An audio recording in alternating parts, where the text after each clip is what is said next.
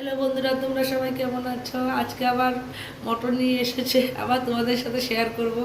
এই যে এখানে আমি তেল দিয়ে দিয়েছি, এই যে আলুগুলি ভেজে নেব, আর এখানে এই যে এই পেঁয়াজগুলি দিব, আর এগুলি মশলা করব। আলু ভাজা হয়ে গেছে,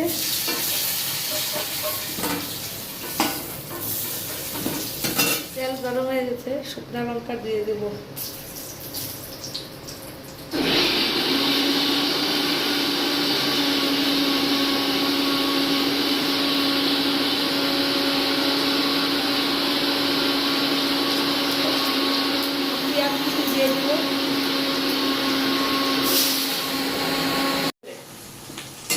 আমার পেঁয়াজ কুচি ভাজা হয়ে গেছে।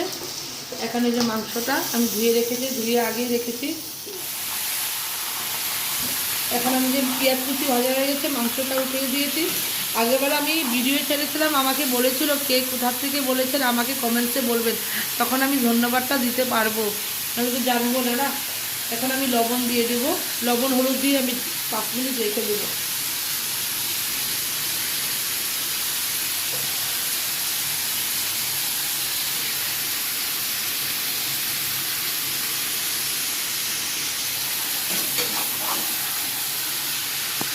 জলটা বার হয়ে যাবে, কিন্তু আগে আমি ধুয়ে জলটাকে বার করে রেখে দিতে হবে।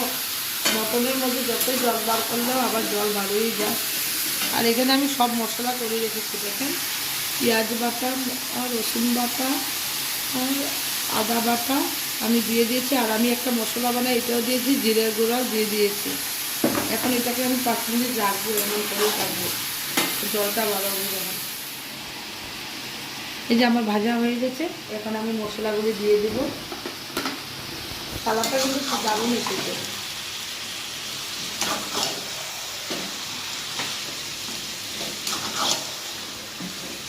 আলুগুলি ভাজা দিয়ে দেবো, কেন আলুগুলি দেবো, আলুগুলি তো সিদ্ধ করিনি, এমনি কেটে ভেজেছি।